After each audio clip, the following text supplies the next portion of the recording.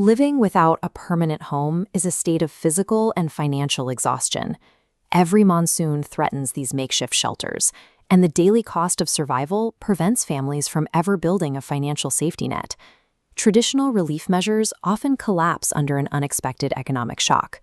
Without a permanent foundation, families remain highly vulnerable to slipping back into extreme poverty. To address this instability, the government of Telangana developed a flagship housing project, the double-bedroom, or 2BHK scheme. Eradicating slums requires a system engineered to remove the physical and economic vulnerabilities that force people out of their homes. The program provides a fully built 560-square-foot double-bedroom house at zero cost to the beneficiary. While rural projects utilize 200-square-yard plots, urban layouts transition into modern, multi-story apartments to accommodate the density of the city. To meet the demand for thousands of units, urban developers utilize tum-form construction technology. This diagram shows how the system works. Steel molds are set up so that walls and floor slabs can be poured and cast as a single unit, ensuring both rapid deployment and structural stability. By utilizing industrial-scale building methods, the state can bypass traditional construction delays and move families into permanent housing significantly faster.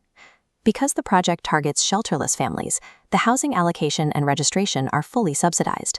Eligibility is strictly tied to income, which is verified using a mandatory food security or ration card.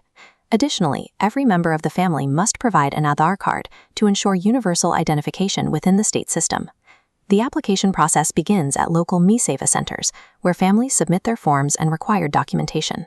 Second, a Tahsildar, or designated officer, conducts a field verification, physically visiting the applicant to confirm their income and shelterless status.